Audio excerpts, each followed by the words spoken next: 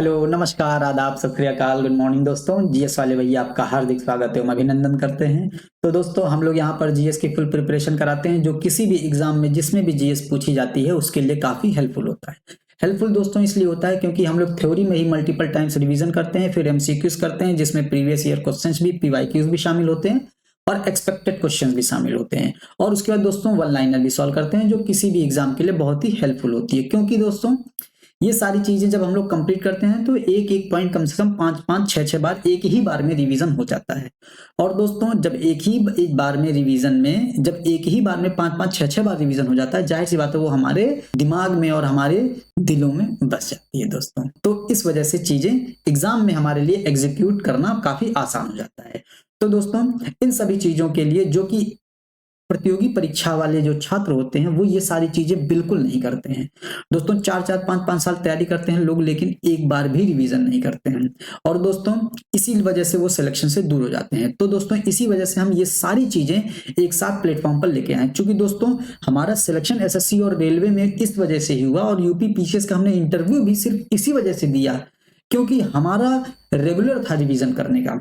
तो दोस्तों रिवीजन बहुत जरूरी होता है, आप लोगों के लिए भी बहुत जरूरी होता है, इसीलिए हम सारी चीजें एक ही प्लेटफॉर्म पर लाए हैं, जीएस वाले भैया प्लेटफॉर्म पर। तो दोस्तों अब हम लोग सेशन की शुरुआत करते हैं। बहुत ही महत्वपूर्ण सेशन है, हमारे संविधान का सबसे महत्वपूर्ण सेशन, जिसको डॉक्टर भीमराव अंबेडकर ने भी इसको संविधान के हृदय और आत्मा कहा है, वो है हमारा संविधान का अनुच्छेद 32 दोस्तों, संवैधानिक उपचारों का अधिकार। तो दोस्तों हमारे संविधान में संवैधानिक उपचारों का अधिकार अनुच्छेद 32 में कहा गया है, 32 में दिया गया है, और इसको डॉक्टर भीमराव अंबेडकर ने संविधान की आत्मा कहा है दोस्तों। दोस्तों क्वेश्चन पूछा जाता है यहां से कि हमारे संविधान की आत्मा क्या है। अगर दोस्तों आपसे क्वेश्चन ये पूछा जाता है कि हमारे संविधान की आत्मा क्या है, तो आप लोग यदि संवैधानिक उपचारों का अधिकार अनुच्छेद 32 लगाते हैं तो गलत हो जाएगा। क्योंकि संविधान की आत्मा यदि केवल पूछता है तो आप लगाते हैं असर प्रस्तावना को, उद्देशिका को। ठीक है दोस्तों, जिसको जवाहरलाल नेहरू ने संविधान सभा की तीसरी बैठक 13 दिसंबर 1946 को प्रस्तुत किया था और 22 जनवरी 1947 को पास हुआ था। ये 22 जनवरी वही तिथि है जब राम मंदिर का उद्घाटन होने वाला है दोस्तों, है कि नहीं। तो दोस्तों अगर आप उस समय अगर पूछा गया क्वेश्चन संविधान की आत्मा और आपने लगा दिया संवैधानिक उपचारों का अधिकार अनुच्छेद 32, तो क्वेश्चन आपका गलत हो जाएगा। लेकिन यदि पूछता है कि डॉक्टर भीमराव अंबेडकर ने संविधान की आत्मा किसे कहा, तब आप यदि अनुच्छेद 32 लगाते हैं तो आपका क्वेश्चन पूरा सही हो जाएगा। तो दोस्तों यहां पर दो चीजें आपको ध्यान देनी है कि डॉक्टर भीमराव अंबेडकर के अनुसार संविधान की आत्मा क्या है, और संविधान की आत्मा सेपरेट क्वेश्चन, संविधान की आत्मा क्या है। ठीक दोस्तों, ये जब भी डॉक्टर भीमराव अंबेडकर का नाम आएगा उसमें संविधान की आत्मा अनुच्छेद 32 ही मारेंगे आप। तो दोस्तों ये चीज ध्यान देना है। अब हम लोग देख लेते हैं दोस्तों अनुच्छेद 32 में आखिर है क्या जिसे संविधान की आत्मा कहा गया है। तो दोस्तों यदि किसी भी व्यक्ति के मौलिक अधिकारों का उल्लंघन होता है तो वह पीड़ित व्यक्ति सीधे सीधे अनुच्छेद 32 के तहत सर्वोच्च न्यायालय जा सकता है, बिना किसी जिला न्यायालय, बिना किसी उच्च न्यायालय के माध्यम से वो सीधा सर्वोच्च न्यायालय जा सकता है, इन सब के परे। इसीलिए इसकी महत्ता को देखते हुए लोगों के मौलिक अधिकारों के संरक्षण के लिए यह अनुच्छेद इतना आवश्यक था, इसीलिए डॉक्टर भीमराव अंबेडकर ने इसे संविधान की आत्मा जैसी संज्ञा दी दोस्तों। और इसके तहत जब किसी व्यक्ति के मौलिक अधिकारों का उल्लंघन होगा, अनुच्छेद 32 के तहत वो सीधे सर्वोच्च न्यायालय जा सकता है, और सर्वोच्च न्यायालय उस समय 5 प्रकार की रिटें दोस्तों जारी करती है, मौलिक अधिकारों को लागू कराती है। सर्वोच्च न्यायालय 5 प्रकार की रिटों के माध्यम से मौलिक अधिकारों को लागू कराती है, और ये 5 अधिकार दोस्तों बहुत आवश्यक है याद होना। तो सबसे पहला है बंदी प्रत्यक्षीकरण, नाम में ही सब कुछ है, अभी आगे डिटेल्स में पढ़ेंगे। उसके बाद दूसरा है परमादेश, बंदी प्रत्यक्षीकरण को हैबियस कॉर्पस कहते हैं, और परमादेश को कहते हैं मैंडमस। प्रतिषेध को प्रोहिबिशन, उत्प्रेषण सर्टियोरेरी, अधिकारपेक्षा क्यों वारंटो। तो दोस्तों ये 5 चीजें आपको याद होनी आवश्यक है। तो दोस्तों अब हम लोग पढ़ते हैं, पहला जो रिट जारी करती है बंदी प्रत्यक्षीकरण आखिर क्या है। बंदी को प्रत्यक्ष, बंदी कोई और बंदी नहीं, बंदी का मतलब पुलिस के द्वारा बनाया गया व्यक्ति बंदी जो है वो बंदी, आप लोग कहीं और ना चले जाइएगा, ठीक है। तो बंदी को प्रत्यक्ष करो, मतलब यदि व्यक्ति को सशरीर उपस्थित करने की मांग की जाती है इसमें, मतलब इस रिट के माध्यम से, और किसको सशरीर उपस्थित करने की मांग? जिसको बंदी बनाया गया हो। और बंदी कौन बनाएगा? पुलिस बनाएगी, या कोई अन्य व्यक्ति किसी को हिरासत में ले लिया, बंदी बना लिया। तो यह इस रिट के द्वारा न्यायालय बंदीकर्ता को, जिसने बंदी बनाया है, उसको आदेश देती है कि 24 घंटे के भीतर बंदी को न्यायालय में प्रस्तुत करो। ठीक है दोस्तों, ये ध्यान देना जरूरी है। यदि किसी भी व्यक्ति को बंदी बनाया गया अवैध रूप से, और न्यायालय उसमें यह जांच करती है कि उसको बंदी वैध तरीके से बनाया गया है या अवैध तरीके से। यदि उसको बंदी कानूनी प्रक्रिया से बनाया गया होगा तो न्यायालय उसको बंदी बनाने जारी रखने का आदेश देगी। यदि उसको हिरासत में अवैध तरीके से बिना कानून की प्रक्रिया का पालन करे बंदी बनाया जाएगा तो न्यायालय उसको मुक्त कर देगी। ठीक है दोस्तों, ये ध्यान देना है। यही चीज आगे लिखिए, न्यायालय बंदीकरण के आधारों पर विचार करता है और यह विधि सम्मत नहीं है तो बंदी को मुक्त करने का आदेश जारी करता है। इसीलिए यह स्वतंत्रता के अधिकारों की रक्षा करता है। व्यक्ति के स्वतंत्रता के अधिकारों की रक्षा बंदी प्रत्यक्षीकरण करता है। ध्यान दीजिएगा, क्वेश्चन पूछता है कि कौन सी रिट व्यक्ति के स्वतंत्रता के अधिकारों की रक्षा करती है, तो कौन सी? बंदी को प्रत्यक्ष करो, है कि नहीं? ये ध्यान देना। अब इसमें दूसरा पॉइंट, यह रिट किसके खिलाफ जारी की जा सकती है? यह रिट निजी व्यक्ति के खिलाफ भी जारी की जा सकती है। मतलब कोई भी व्यक्ति किसी को बंदी बना लिया तो न्यायालय आदेश देती, भैया उसको जल्दी पकड़ के लाओ सामने, है कि नहीं? और लोक अधिकारी के भी विरुद्ध, समझ में आई बात? मतलब लोक अधिकारी भी हो, सरकारी अधिकारी भी हो और निजी व्यक्ति भी हो तो उसके विरुद्ध जारी की जा सकती है। यह एकमात्र रिट है जिसकी अधिकार पूर्वक मांग की जा सकती है। मतलब हमें यदि बंदी बना लिया गया है तो हम अधिकार है, हमारा अधिकार पूर्वक हम इसकी मांग कर सकते हैं कि बंदी प्रत्यक्षीकरण की। ठीक है दोस्तों, ये ध्यान दीजिएगा। अब हम लोग अगला इसमें देख लेते हैं परमादेश। परमादेश नाम से ही पता चलता है हम आदेश देते हैं, हम नहीं आदेश देते। ये तो आप लोगों को भी पता होगा, आप लोग मनुष्य ही ये कौन आदेश देंगे, हैं? हम आदेश देते हैं, मतलब न्यायालय आदेश देती है। कब? जब कोई लोक प्राधिकारी का मतलब क्या होता है दोस्तों? सरकारी अधिकारी हो या सार्वजनिक निकाय हो कोई, या निजी निकाय या सरकार हो कोई। मतलब निजी निकाय मतलब निजी संस्था हो कोई, या सरकारी संस्था हो कोई, या सरकार हो या सरकारी अधिकारी हो।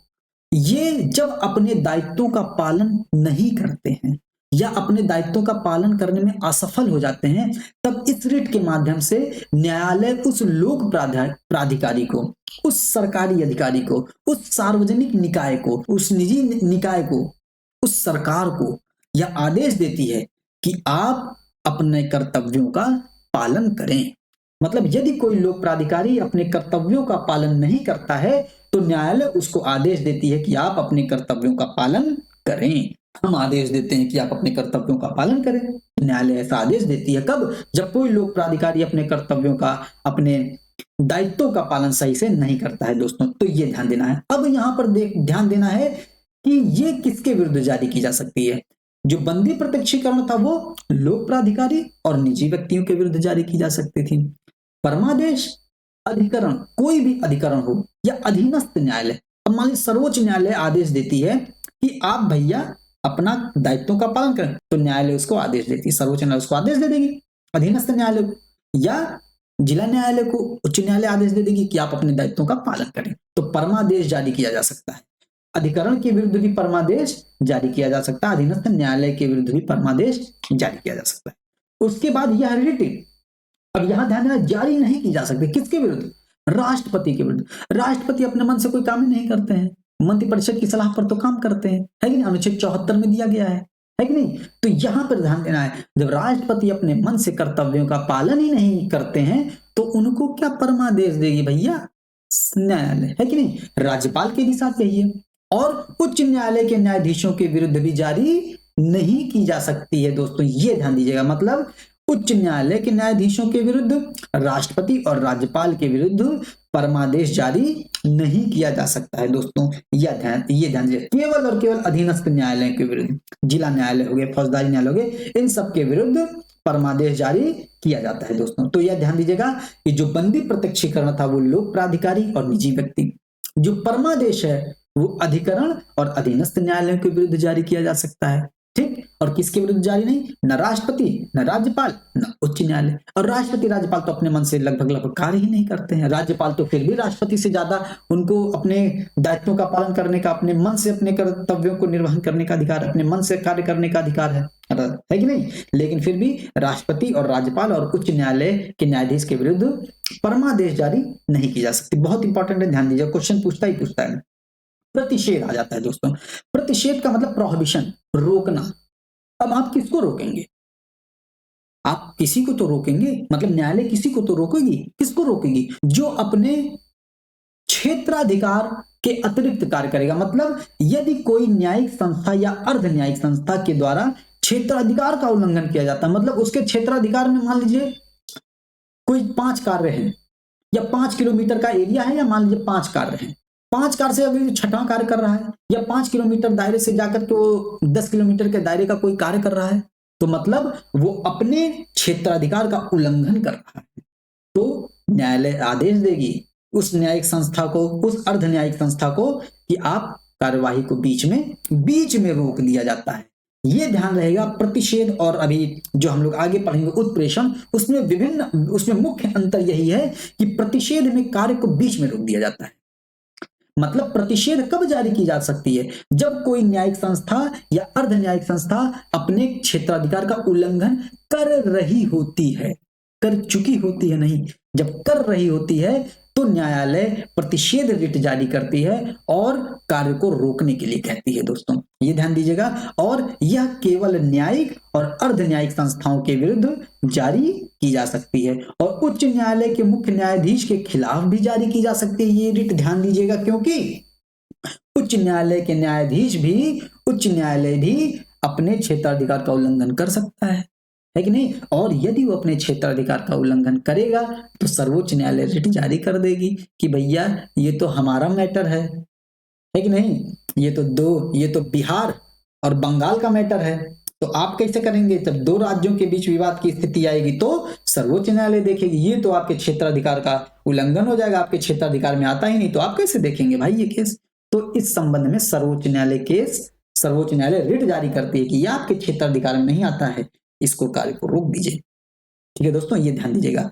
ये उच्च न्यायालय के मुख्य न्यायाधीश के खिलाफ भी जारी की जा सकती है, लेकिन परमादेश उच्च न्यायालय के न्यायाधीश के खिलाफ नहीं जारी की जा सकती थी दोस्तों। ठीक है, ये ध्यान दीजिएगा। मतलब जो बंदी प्रत्यक्षीकरण था निजी व्यक्ति और लोक प्राधिकारी के विरुद्ध जारी की जा सकती थी, और जो परमादेश आता है वो न्यायिक संस्थान, अर्ध न्यायिक संस्थान या लोक प्राधिकारी के विरुद्ध जारी की जा सकती थी, लेकिन राष्ट्रपति, राज्यपाल और उच्च न्यायालय के न्यायाधीश के विरुद्ध जारी नहीं की जा सकती थी। और जो प्रतिषेध रिट है वो न्यायिक संस्था, अर्ध न्यायिक संस्था के विरुद्ध जारी की जा सकती है, और उच्च न्यायालय के मुख्य न्यायाधीश के खिलाफ भी जारी की जा सकती है। दोस्तों ये देख लें। अब देखते हैं उत्प्रेषण। प्रतिषेध और उत्प्रेषण में मुख्य अंतर यही है कि प्रतिषेध में कार्य को बीच में रोका जाता है, क्योंकि क्षेत्राधिकार का उल्लंघन किया जा रहा होता है, वर्तमान में चल रहा होता है, तो न्यायालय आदेश जारी करती है कि आप कार्यवाही को बीच में रोक दें। लेकिन मान लीजिए न्यायालय के संज्ञान में जाती ही नहीं बात, उच्च न्यायालय, सर्वोच्च न्यायालय के संज्ञान में नहीं जाती बात, उसको पता नहीं चलता और कार्यवाही पूर्ण हो चुकी होती है कि नहीं, तो उस कार्य को उस समय उत्प्रेषण रिट जारी की जाती है कि पूर्णतः सूचित किया जाता है कि यह रिट भी न्यायिक और अर्ध न्यायिक संस्थाओं के विरुद्ध जारी किया जाता है, और इस रिट के द्वारा भी क्षेत्राधिकार के उल्लंघन को रोका जाता है। प्रशासनिक प्राधिकरणों के खिलाफ भी जारी किया जा सकता है दोस्तों। लेकिन इसमें आपको यह ध्यान देना है कि जब क्षेत्राधिकार का उल्लंघन हो चुका होता है तो न्यायालय रद्द करने के लिए यह रिट जारी करती है। ठीक है, कि मतलब अगर कार्य पूर्ण हो चुका होगा और फिर न्यायालय जांच करेगी कि ये उनके क्षेत्राधिकार में आता था कि नहीं, और यदि उनके क्षेत्राधिकार में नहीं आता था तो न्यायालय उसको अवैध घोषित कर देगी। ठीक है, उसको रोक देगी पूरा, है कि नहीं, उसको खत्म कर देगी, रद्द कर देगी। ठीक, ये दोस्तों समझना है। अब न्यायालय कार्रवाई का स्पष्टीकरण या प्रमाण मांगता है, और जब संतुष्ट नहीं होती निर्णय तो निर्णय के क्रियान्वयन को रोक दिया जाता है और इसमें रद्द भी कर दिया जाता है दोस्तों। तो ये ध्यान देना है आप लोगों को। प्रतिषेध और उत्प्रेषण में मुख्य अंतर यही है कि दोनों न्यायिक और अर्ध न्यायिक संस्थाओं के बीच जारी किए जाते हैं, और जो उत्प्रेषण है वो प्रशासनिक प्राधिकरणों के भी खिलाफ जारी की जा सकती है, और जो प्रतिषेध है वो कार्यवाही को बीच में रोक दिया जाता है, और उत्प्रेषण जब कार्यवाही समाप्त होती है तब जारी की जा सकती है और उसको रद्द भी कर सकती है। उत्प्रेषण में ये ध्यान देना है दोस्तों। अब हम लोग प्रतिषेध और उत्प्रेषण में जो मुख्य अंतर है ये दोस्तों समझते हैं, ठीक है। तो प्रतिषेध और उत्प्रेषण में निम्न अंतर क्या है कि प्रतिषेध रिट कार्यवाही चल रही होती है। प्रतिषेध का मतलब रोकना, प्रोहिबिशन। रोकोगे आप किसी को कब? जब वो चल रहा होगा ना, तभी तो रोकोगे, है कि नहीं। तो प्रतिषेध कब जारी की जाती है? जब कार्यवाही चल रही होती है। और उत्प्रेषण रिट कब जारी की जाती है? जो कार्यवाही समाप्त हो जाती है, मतलब निर्णय सुनाए जाने के बाद जारी होती है, ठीक है दोस्तों, ये ध्यान देना है। प्रतिषेध रिट केवल कार्यवाही को रोकता है, प्रतिषेध रिट कार्यवाही को केवल रोकता है, जबकि उत्प्रेषण कार्यवाही को रद्द कर देता है, ठीक है, ये ध्यान देना है। प्रतिषेध केवल न्यायिक और अर्धन्यायिक प्राधिकरणों के विरुद्ध और उत्प्रेषण न्यायिक और अर्धन्यायिक प्राधिकरणों के विरुद्ध जारी किया जाता है, प्लस प्रशासनिक प्राधिकरणों के भी खिलाफ उत्प्रेषण रिट जारी किया जाता है दोस्तों, ये ध्यान देना है। उसके बाद दोनों निजी व्यक्तियों या इकाइयों के विरुद्ध जारी नहीं किया जा सकता है। ये नहीं कि निजी व्यक्ति के विरुद्ध जारी कर, निजी व्यक्ति के विरुद्ध कौन सा जारी किया जा सकता था? बंदी प्रत्यक्षीकरण, लोक प्राधिकारी और निजी प्राधिकारी दोस्तों, ठीक है। यहां से हम लोगों को ये चीज ध्यान देना है। अब ये तो हो गया प्रतिषेध और उत्प्रेषण का अंतर दोस्तों। अब उसके बाद हम लोग देखते हैं अगला क्या आ जाता है? अधिकार परीक्षा। अधिकार परीक्षा का मतलब क्या होता है? इस रिट के द्वारा न्यायालय किसी लोक पद पर किसी व्यक्ति के दावे की वैधता की जांच करती है, और यदि उसका दावा विधि सम्मत नहीं तो उसे पद से हटा दिया जा सकता है। कहने का मतलब यह है, इसमें न्यायालय किसी व्यक्ति से पूछती है कि भैया आप यदि इस पद पर बैठे हैं तो विधिक रूप से सही है, या धोखेबाजी करके बैठ गए हैं, या किसी अन्य तरीके से बैठे हैं। तो किसी पद पर बैठे किसी व्यक्ति की वैधता की जांच करती है, उसके तहत अधिकार परीक्षा रिट जारी की जाती है। आप किस अधिकार से इस सीट पर बैठे हैं, आप किस अधिकार से इस पद पर बैठे हुए हैं, इसकी जांच करने के लिए न्यायालय अधिकार परीक्षा जैसी रिट जारी करती है दोस्तों। तो दोस्तों ये रहे हमारे 5 प्रकार के रिट। इन्हीं 5 प्रकार के रिटों के माध्यम से ही, इन्हीं 5 प्रकार के रिटों के महत्व को देखते ही डॉक्टर भीमराव अंबेडकर ने इसे संविधान की आत्मा कहा है दोस्तों। और यदि किसी व्यक्ति के मौलिक अधिकारों का उल्लंघन होता है तो अनुच्छेद 32 के तहत ही इन 5 प्रकार की रिटों का प्रयोग करता है, और अनुच्छेद 226 के तहत उच्च न्यायालय में 5 प्रकार की रिटों का प्रयोग करता है दोस्तों। तो ये चीज हम लोगों को ध्यान देनी है। तो दोस्तों अब हम लोग मिलते हैं अगले सेशन में। उम्मीद करते हैं आपको ये सेशन बहुत पसंद आया होगा दोस्तों। इसको बहुत अच्छे तरीके से पढ़िएगा, समझिएगा, बार बार रिवीजन करिएगा। अभी हम लोग मौलिक अधिकारों के संबंध में क्वेश्चन की सीरीज लाएंगे, जिसमें 100 बहुविकल्पी क्वेश्चन होंगे और 60 क्वेश्चन लगभग वन लाइनर होंगे दोस्तों। तो पूरा आपका 360 डिग्री सब कुछ तैयार हो जाएगा इसके संबंध में।